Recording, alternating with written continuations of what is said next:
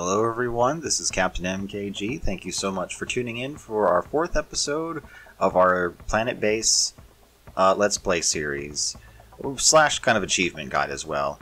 Now, I'm obviously recording this post, so that the video is a little bit choppy for me as I'm watching the sped up version, but as you can possibly see here, we're slowly just further expanding out our base. One thing we were able to do in particular to this episode is, be able to get our new colonists started into the base here. Now, part of that requires to, like I mentioned before, strip down the old port, give us a new starport, so that way we can start getting in the larger vehicles to go ahead and allow us to, trade the higher up materials. So, and there we go again. I'm just looking at it right now, just watching that we're filling up the biodome as best we can. And you can see there we're filling out our security console area, so that way we can have our guards be equipped and ready to tackle any potential intruders.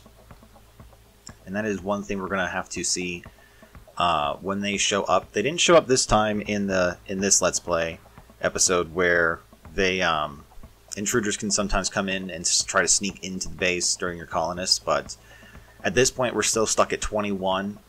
We have yet to do anything in terms of onboarding new people yet, but we will get there eventually, and once that starts, then it's just a matter of snowballing everything into, here we go, there they are, for our first batch of new recruits. And then of course, based on how the base is going, we adjust our various requirements to go ahead and adjust for, well, do we need more people to work the biodomes, the mines, the processing facilities, do we need more engineers, etc.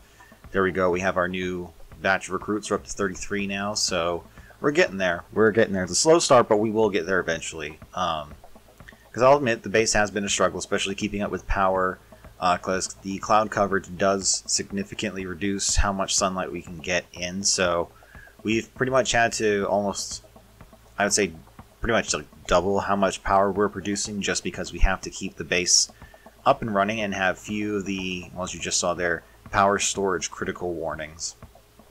So part of that is littering the planet with the lightning rods, the medium-sized ones, to catch as much lightning as possible, get a bigger area, and of course here you can see we're still trying to focus on getting out these smaller pieces of power generation and just slowly replacing them with the bigger ones. So as we plan out for the bigger ones, we get rid of the smaller ones, use their resources to either reinforce the resources we just reinvested into other power production, or just use it wherever we need to, such as making spares. Which, as we continue to progress through the game, we're going to need to go ahead and keep making as many spares as possible. They're just a factor of life. If we don't have those, there's nothing to power anything.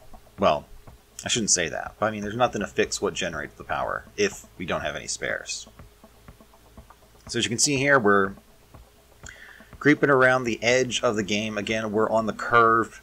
We're on one of the curves of where the base has been established. So this curve, adjustments again. So this curve is pretty much for the boundary of the game map. So we're going to go ahead, game map. So we're going to go ahead and build along that perimeter and continue to fan out along it, just to make sure we utilize all of the outside of it and then kind of curl ourselves inward.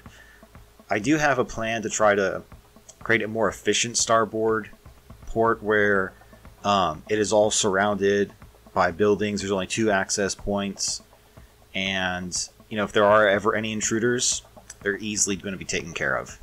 So that's going to be one plan for a future episode. However, as we are coming up to a bit about the end of the episode here, and it's going to be a bit rough for me to try to figure that out, so that explains also the brief and abrupt cut that I had last time. It was just I wasn't paying attention to the end of the video. So, but regardless though, next time we're going to go ahead and continue on as per usual. We'll keep these little updates here short, but when something significant happens, we will be sure to, show that on full display. So until then, guys, just in case I miss out on saying it, thank you so much for watching, checking this out, and I hope to be back soon and bring you guys the next episode. So until then, stay safe and take care, everyone. I will, I'll